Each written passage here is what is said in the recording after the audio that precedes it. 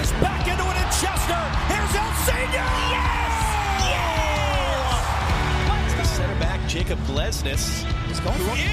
Oh my God! What a goal! And that will do it!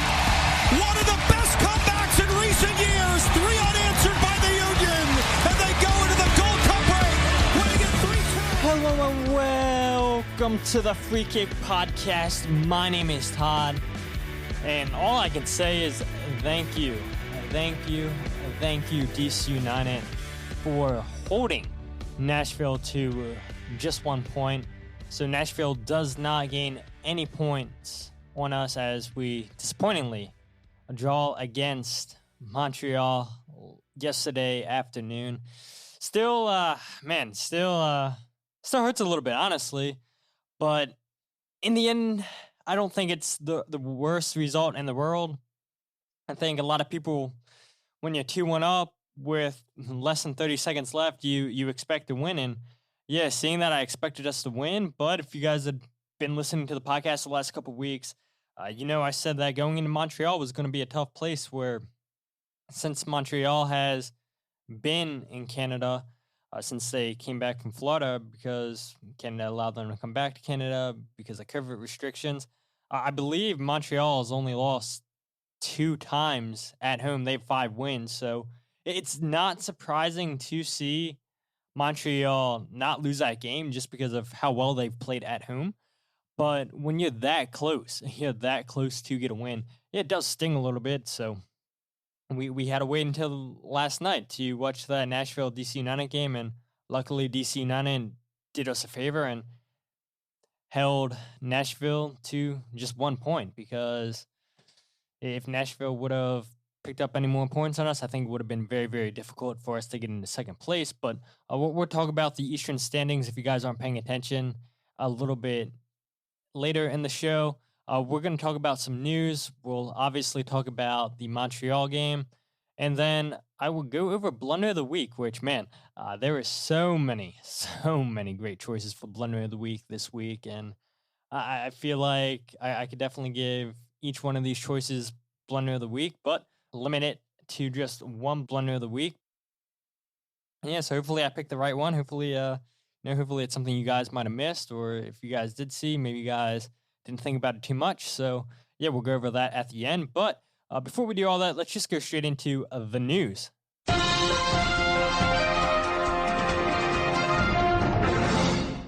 So last week I had some news to talk about in regards to Sporting Kansas City. So let's just go ahead and get the Sporting Kansas City news out of the way right now. So last week, Sporting Kansas City announced that DP striker Alan Pulido will be out 3 to 5 weeks as he had minor knee surgery to clean things up in his knee, according to Peter Vermes. Now, what's surprising about this is Alan Pulido, you're paying a guy to be your DP striker, which, look, Philadelphia Union fans, we all scream to get a DP signing in here, and you go ahead and you look at what Alan Pulido is doing. He has 8 goals so far this season, which, look, Casper has 10 goals in MLS this season, and he's not a DP striker. So, I feel like it's not, you're not always guaranteed to have a DP striker putting you in 20-plus goals a season. So, now, I guess the good thing for Sporting Kansas City fans is that Daniel Shalhoub's putting in goals, 16 goals on the season, leads the team in goals, tied for second in goals. And so when you have a DP striker and Alan Pulido who only has 8 goals, and you're getting goal contributions from a guy who's not a DP, you take that, right? That means not a lot of pressure on Alan Pulido, and you can afford to have him get surgery to clean up things in his knee, and to miss only 3 to 5 weeks. He'll be back by the time the playoffs start, and they're hoping that he'll be back by the end of the season and just get his fitness levels back up. And hopefully for Sporting Kansas City, he'll be able to produce for them in the playoffs. And whatever issues he was having in his knee, hopefully he gets back to full fitness for them. But like I said, Daniel Shalhoub is just been a absolute sensation for them this season. Now, speaking of Sporting Kansas City, like I said, there was something that I wanted to give Blunder of the Week to last week, and then I decided not to because it was like, let me save this for the news.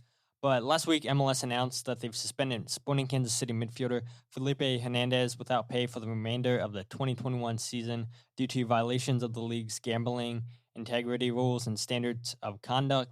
Hernandez engaged in extensive and unlawful sporting gambling while a member of Sporting Kansas City that included placing wagers on 2 MLS matches. Now, the good thing is Hernandez can be reinstated on July 1st of 2022. It sounds like he will because he came forward to MLS back in July and talked about his gambling problem. So he was really upfront with him. Peter Vermes said in a press conference last week that he believes in giving second chances, that he'll be welcome back to the team. But, man, placing bets on MLS games, where I feel like MLS games out of all the soccer leagues in the world, I feel like MLS is the league where it's the most difficult to predict. So I am curious to see whatever games he might have bet on in MLS. The good thing is he didn't bet on any Sporting Kansas City games, that they said, MLS said, but still betting on MLS games, wonder if he hit big. But speaking of MLS news, Don Garber, he said last Monday that the league's 30th team will be appointed or announced sometime in the next 12 months. So what is the team going to be? Is it going to be Las Vegas? Is it going to be Phoenix, Detroit, Indianapolis, San Diego possibly? I don't know. It's a lot of choices. I think it's definitely going to be a Western Conference team. And I think if you go ahead and look at the national team playing in Mexico, where that stadium was completely sold out, I think Las Vegas makes too much sense, where you see the NHL go to Las Vegas first, and then you see the Raiders move to Las Vegas. Then you have reports that the Oakland Athletics are going to move to Las Vegas. So it just makes sense to put a soccer team to have 4-for-4 sports in Las Vegas. And then I'm sure NBA will eventually go out to Las Vegas. A team will move. They'll add a team. I don't know, something. I feel like if you have 4 sports already in Las Vegas, you're at another sport. So soccer, I think the 30th team in MLS will probably be Vegas. But Phoenix, I think, is very intriguing. San Diego, because of the whole mess with Sacramento, supposed to get a team, then they pulled out, didn't get a team.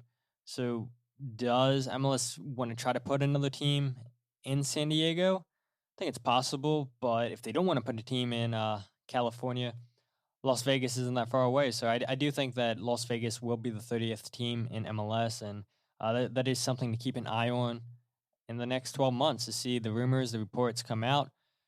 But the last bit of news I want to talk about is, according to Manuel Veth of TransferMarket.com, RB Salzburg are looking at DC United's Kevin Paredes to replace Brendan Aaronson.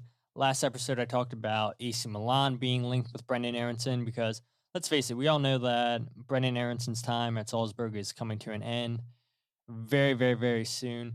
He's been playing well in the Champions League. He's absolutely destroyed the competition in the Austrian Bundesliga. The dude's becoming a staple in the starting 11 for the U.S. men's national team. So it's only a matter of time before Brendan Aaronson leaves Salzburg. I would be very, very surprised if Brendan leaves in January. Now the only way I can see Brendan leaving in January is if Salzburg are knocked out of the Champions League, and then they just want to go ahead and move on Brendan Aaronson to whatever team pays them the most money. But Kevin Paredes is definitely an intriguing option for Salzburg, in my opinion, where you go ahead and you look at his stats. He leads DC United in tackles with 18. He's 4th at DC United in successful pressures with 84. He's tied at DC United with 40 interceptions. He's tied for 3rd at DC United in successful pressures with 17. And then he is leading the team in fouls drawn with 43. And he primarily plays as a wingback at DC United. And Kevin Paredes back in September was talking about how he kind of wants to model his game after Alphonso Davies, where he came up in the Vancouver Academy as a winger, and then when he got to Byron, he went and played as a left back, and he's played really, really well as a left back at Byron, been one of the best left backs in the whole world. And so to see Kevin Paredes potentially go to Salzburg, I think this is a really, really good move. Kevin Paredes' market value is 1.1 million according to Transfer Market, which I can see DC United probably getting around 4 or 5 million for Kevin Paredes. Could he get more than the Union got, the 6 million? Maybe, but right now Paredes looks like more of a defensive player than an attacking player. Now, I do know that he loves going on those 1v1s against players.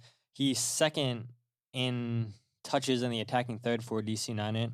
Julian Gressel's in first for DC United. But yeah, I mean, playing as a left back, this guy loves getting up and down the flanks, and he only has 2 goals on the season, so he's not going to get you a ton of goals. It's not going to get you a ton of assists, but there's a lot of dirty work that Brendan Aaronson did for the Union last season. But in Paredes' case, he's more of a wingback, where Brendan Aaronson, center attacking midfielder, center mid, play him out on the wing. So both of these players are very, very versatile. And I think this would be an outstanding move for DC United for Salzburg, because Kevin Paredes has been a true blessing in disguise, in my opinion, just watching him play for DC United. Now, maybe DC United fans have always thought highly of Kevin Paredes, and now he's finally getting to show what he's able to do for DC United. But yeah, this is just something to keep an eye on, and I think sooner rather than later, Kevin Paredes will be in Europe, but Salzburg would not be a bad step if that is the team he's going to be going to. But let's go ahead and talk about the Montreal versus Philadelphia Union game, which we all know ended 2-2. And yeah, like I said, just talk about a mixed emotion game where you look at how the Union played in the first half. They couldn't keep possession of the ball, where Montreal had 67% possession in the first half with 7 shots. The Union were just completely pinned down in their own half for much of the first half, and it's really surprising that the Union didn't go down by more than 1 goal. Montreal, I thought, did a really good job taking that corner short, because none of the Union players reacted to it. Shabelka was way too slow to close down Miljevic, who took a touch and was able to place a shot where Freeze could do nothing about it. I mean, it's kind of like the goal we saw Casper score against Cincinnati, where Cincinnati were way too slow to shut down Casper. He was able to take a touch and then pick his corner, and it's exactly how Miljevic got his goal for Montreal. And, well, it was on Casper, I think, in my opinion, for not closing down him fast enough, and Montreal goes up 1-0. And if we really want to be more critical, before that corner kick, I mean, Montero tries to play a ball to Kai Wagner. It gets intercepted. It was way too short to Kai Wagner. Montreal goes on the attack, which eventually leads to the corner, and Montreal scores on the corner. They take it short. But really, there was a story for the Union in the first half. They get pinned down, and they're not able to get into the attacking third of Montreal's. And the Union, when they do get out of the pressure by Montreal, they make a bad pass, and it leads to a turnover. And the Union in the first half, they only completed 66% of their passes. And I guess the 3 big things in the first half, the 3 big takeaways were: 1, obviously, couldn't get possession of the ball; 2, the turnovers; and 3, Montreal, it just seemed like we're winning every 50-50 ball. And, you know, if you played soccer growing up, you know, what the coaches always preach: you got to win those 50-50 balls. You got to win those 50-50 balls. And, yeah, Montreal just seemed like they wanted it more. And then as soon as Montreal scores the goal, the Union play a lot better. And it shouldn't take a goal for the Union to wake up to play a lot better. They shouldn't have to go from behind to start playing better. But yeah, towards the end of the first half, that's exactly what the Union were doing. And just really to come out of the first half only down 1-0, very, very surprising. And not just surprising, I think very fortunate. I mean, it was one of the worst first halves that the Union have played all season long, and definitely should have been down multiple goals if Montreal was able to put some of those shots on frame. 7 shots they had in the first half with only 2 on target. I mean, if they could have put more balls on frame, who knows? I mean, definitely could have been up 2-0 going into halftime, but fortunately for the Union, they were only down 1-0, and you go ahead and look. It seemed like a lot of the game plan for Montreal was to attack down the Union's right side of the field, to go at Bizo. And Bizo was constantly getting burned by Chanier, where I think he's very, very fortunate that it wasn't his fault that he gave up a goal. Where you go ahead and look, we've talked about it before, you guys have talked about it on social media, you guys notice it, where Bizo's been at fault for a lot of goals. Not a ton of goals, but he's been at fault for a good amount of goals because he's fallen asleep. He's made a bad pass. The communication between him and Glesnes hasn't been there at times. And yeah, I mean, it looked like the same Bizo that we've seen in the past making mistakes where he's just absolutely getting burnt. He's not defending well in those 1v1 situations. And I do think it'll be interesting to see what happens with Bizo in the wintertime, where in the summertime it was reported that a Ligue 1 team was interested in Bizo. And I've got to imagine that the more and more times he plays for Cameroon, the more games that he starts for Cameroon, the more eyes are going to be watching Bizo. So could Bizo potentially be sold in the winter? Yeah, he signed a new contract extension this season, but look, that means nothing. It just means that the Union are going to get more money for Bizo, just like Kai Wagner signed a new contract extension. Just means that these guys are getting rewarded for the way that they're playing it too. It's just a way for the Union to get more money. And Bizo, for all of the defensive lapses that he has, he gives us such an attacking option down the right side of the field where we really haven't had that in years from the right back spot. Ray Gaddis, great in 1v1 situations, great defensively, would not want to attack going forward. But Bizo, he'll attack going forward. He has no problems attacking because that's how he wants to play. But yeah, defensively, in 1v1 situations, he's a true liability. And Jim talked about it last week in his press conference that fullbacks in today's games, they don't really want to defend, that they want to attack. And that's exactly what Bizo is, an attacking fullback where he'll defend when he has to, but doesn't look the best defending in 1v1 situations. And what does Jim say? He says, yeah, Nate Harriel loves defending in 1v1 situations, had so much praise for how Nate Harriel played against Cincinnati defensively and offensively. And I think the more Bizo becomes a defensive liability, and if he is still here next season, I don't think it's any guarantees that the right back spot's his next season. Now, I know I could say that right now that, there's no guarantees that the right back spot's his anymore because of him being a defensive liability. I don't think Nate Harriel is ready yet for the right back spot, but after he gets a year under his belt, training, getting game time with the first team, he'll come in a lot sharper, a lot fitter, a lot of confidence flowing through him next season, next off season, in my opinion, where he'll really put up a fight for the right back spot against Bizo. So it will be interesting to see what the right back spot looks like next season, because when Nate Harriel's played this season, he's looked really good going forward and defensively. So that is something to keep an eye out on, what happens with Bizo in the wintertime.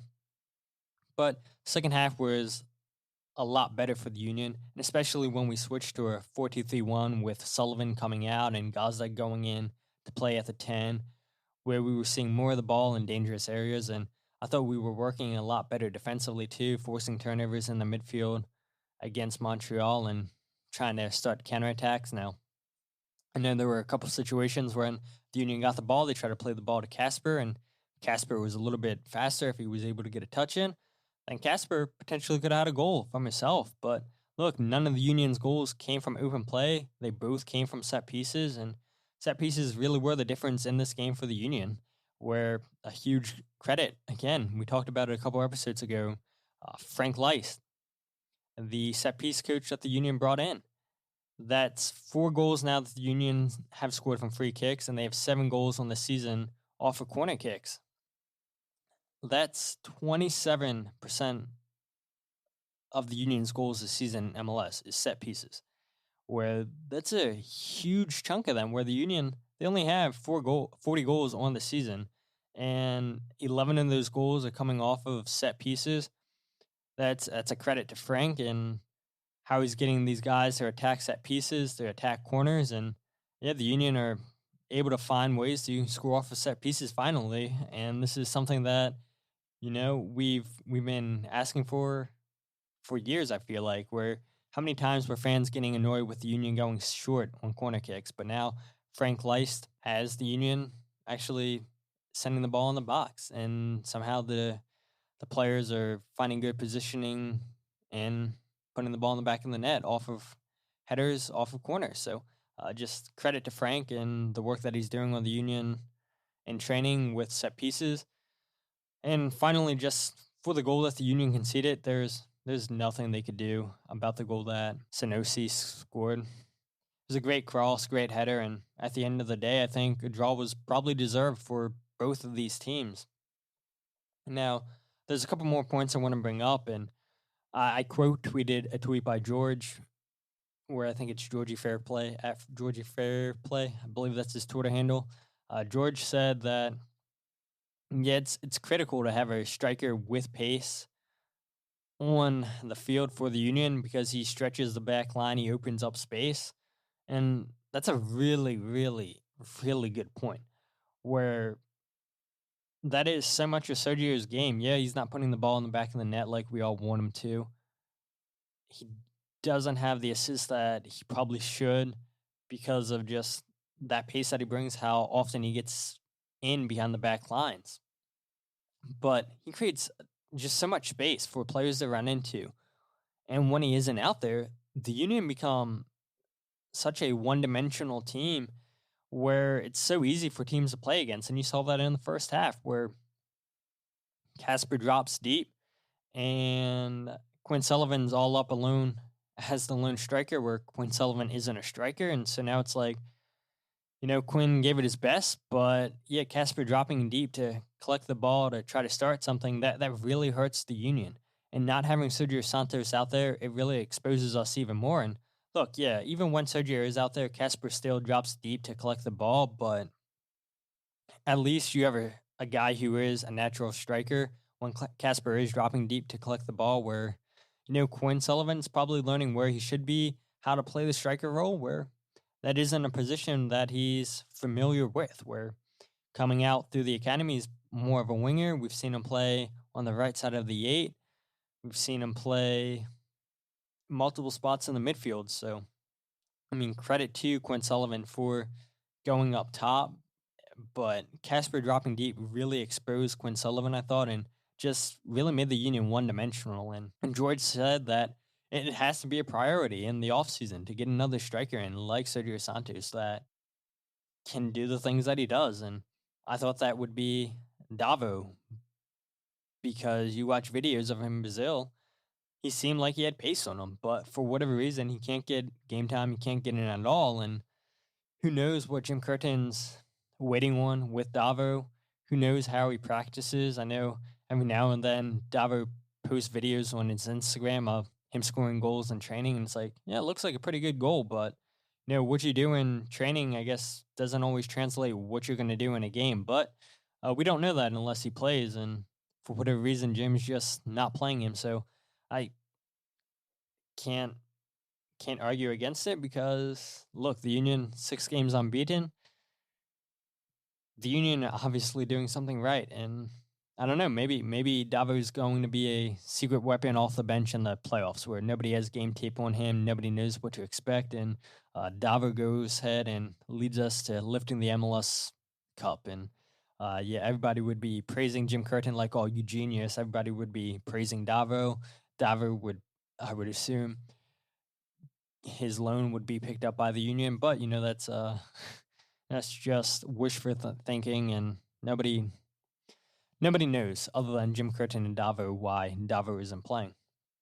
But then point number 2 I want to bring up, a lot of people I saw on social media were surprised that Paxten Aaronson and Quinn Sullivan both got to start over Daniel Gazdag. You bring in Daniel to play at the number 10. Daniel has played as a striker, and he doesn't make either one of those positions. So people are like, oh, why isn't Daniel Gazdag playing? And this is what Jim Curtin had to say in regards to Paxten Aaronson and Quinn Sullivan starting. Daniel's obviously, come into the team and gotten acclimated. He's away on international duty, didn't get minutes there, and obviously came back to the team late in the week. Paxten has been in great form. We wanted to reward that form. Had a good week of training and a full week of training. So we just thought that was what would make sense. Quinn is kind of the same thing. Has really been excellent in practice and worked to get his chance, and we put him in there. Having said that, Daniel came into the game tonight and made a big impact on it. I thought was really active, was really dynamic at that 10 spot, getting on the ball, drawing fouls for us, getting us out of tight spaces. And it's a shame we didn't take all 3 points. But, yeah, that's really all there was to the decision. The form of Paxten, Daniel being away for a little bit with a little bit of travel in his legs. But certainly all of our players now are going to be called upon down the stretch, and we're going to need big performances to get into the playoffs. Yeah, so I don't think there's anything to it. Where you look in the calendar year, Daniel Gazdag's pushing 50-plus games in his knees. That is a ton of games to be played in your knees, and I'll keep bringing it up. Look, Daniel Gazdag was supposed to be in the Euros with Hungary, and Hungary sends him back to the Union because he had some discomfort in his knees. There was some fluid in there. Luckily, there was no structure damage. But when you're playing that many games in a calendar season, of course, things are going to feel sore. You're going to feel tired. You're not going to be at your 100%. And then just traveling to Europe to go to England. I know Hungary had a game, and I forget who they played in the first game, but it's a lot of traveling to do. So I'm not surprised that Daniel didn't get to start because, look, you're flying all the way from Europe to Philadelphia. Now you're flying from Philadelphia to Canada. Then you're coming back from Canada to Philadelphia.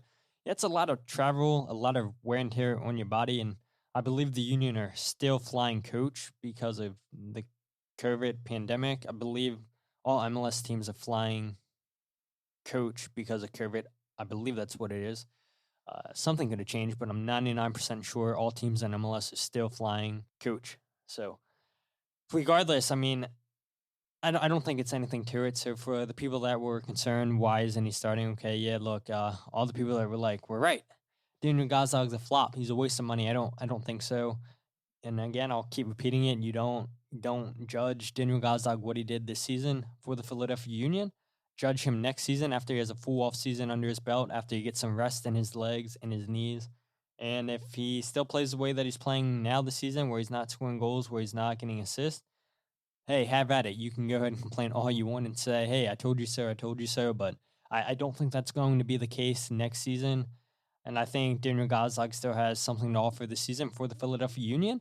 And look, the more that Paxten Aaronson, Quinn Sullivan plays, and Jim's right, we're going to need every single player that is on this roster for the playoffs, for our remaining games to get into the playoffs, to fight for that number 2 spot, to stay in the 3rd spot, but definitely want that 2nd spot in the East because, look, nobody's getting the 1st spot.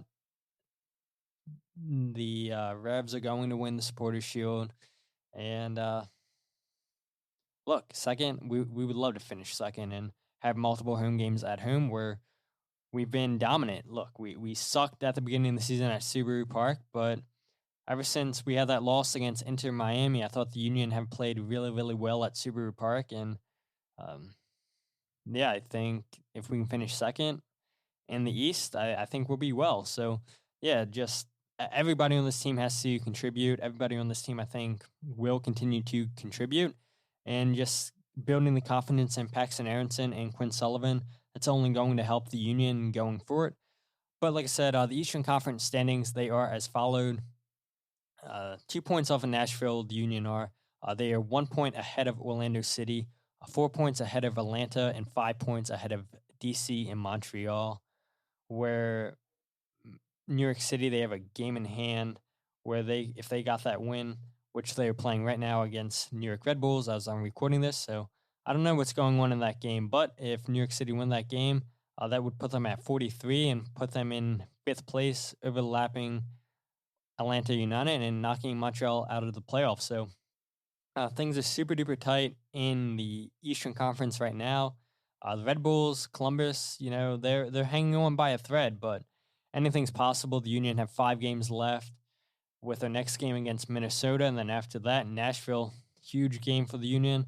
And then they have Toronto, Cincinnati, and then New York City at Yankee Stadium. So, yeah, the Union, I thought they would probably get a point against Montreal. I didn't expect all 3 points, and where the Union had 30 seconds left, they could have got all 3 points. It stings. It definitely stings a little bit. But before we wrap up the show and everything, I do want to get into Blunder of the Week. And like I told you guys, had a lot of options for Blunder of the Week where I thought, okay, maybe I can say Josh Sargent's miss for Norwich against Brighton, where the goalkeeper for Brighton comes out. Josh doesn't get enough power on the shot, and the ball stopped dead before crossing the goal line. No goal. And then you go ahead and look at last night's USL match between Miami and the Pittsburgh Riverhounds, where Miami gets a free kick, and they take it short. They play the ball back to the goalkeeper, who misses the ball, and the ball goes in the back of the net for Pittsburgh, which puts Pittsburgh up 1-0. But somehow, someway, the referees decide to give a corner, even though the ball went in the back of the net. Not sure how that's possible. During the week, a lot of people were talking about AB6 and Columbus and that fan in Columbus, just talking about, how we have no professional teams in Columbus. No, I wasn't going to give her Blunder of the Week. It was going to be ABC 6 for just playing that snippet of the fan at all. Why would you want to do that to her? Why would you want to embarrass her like that? Why wouldn't you? I'm sure you guys talked to multiple fans at the game. You guys decided to put the clip of the fans saying, yeah, we have no professional sports teams here in Columbus. That doesn't sit right with me. So Columbus ABC 6 was definitely going to get Blunder of the Week.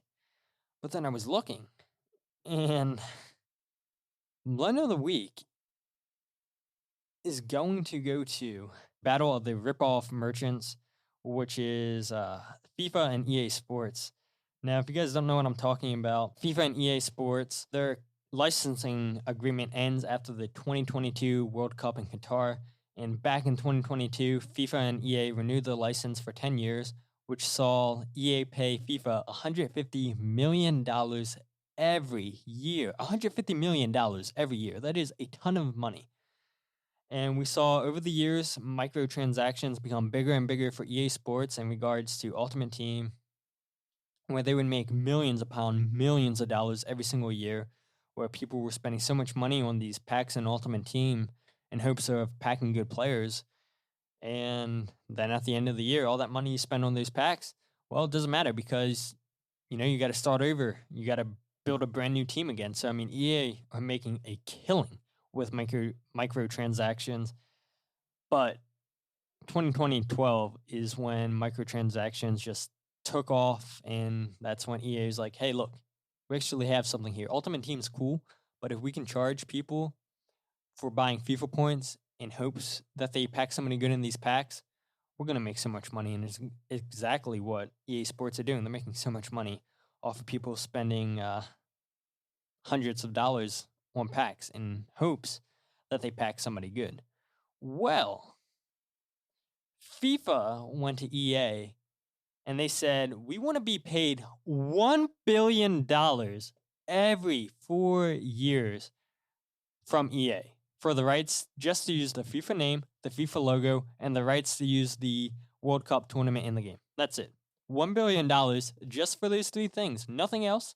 EA won't lose out on the naming rights of clubs. They won't get clubs taken out of the game. Nothing like that.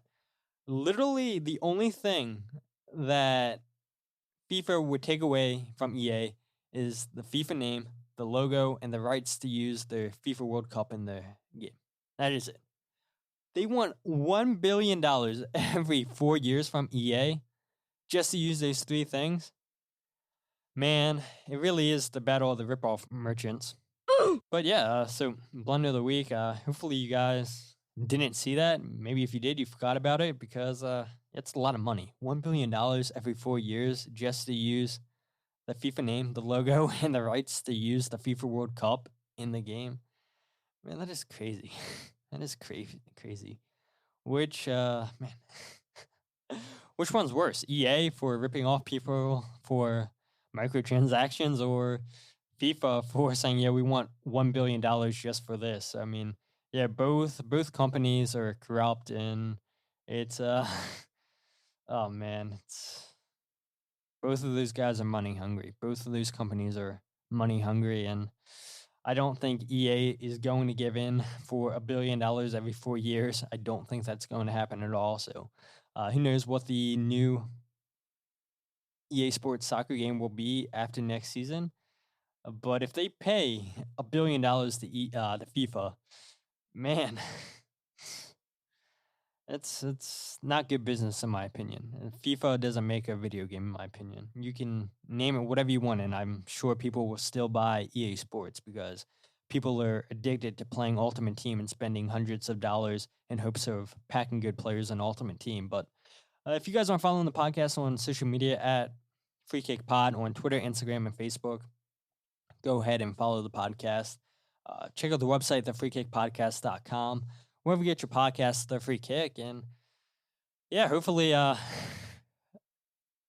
I can't even say that we'll have a preview episode from Minnesota this week just because, look, it's hard. It really is hard trying to get commentators on here when we have a game midweek and then we have a game again next Saturday. So when the games are this tight, it's really, really hard to get these guys on here. And if I had it my way, hopefully it works out this way, where I can do a review episode of Minnesota United and then get somebody in for Nashville on a Thursday or something like that, then that would be great for me. But I'm not sure that things will fall into place like that. Try to get the best guest possible on this podcast for you guys because I don't want to talk about a team that I don't have too much information on. I don't want to sound like, oh, I know what I'm talking about. But in the end, yeah, I don't know what I'm talking about in regards to the other teams. But that is my plan, to do a review episode of the Minnesota game and then hopefully preview the Nashville game with somebody from Nashville and make that into one episode on a Thursday or something like that. But until then, my name is Todd, and this is the Free Kick Podcast.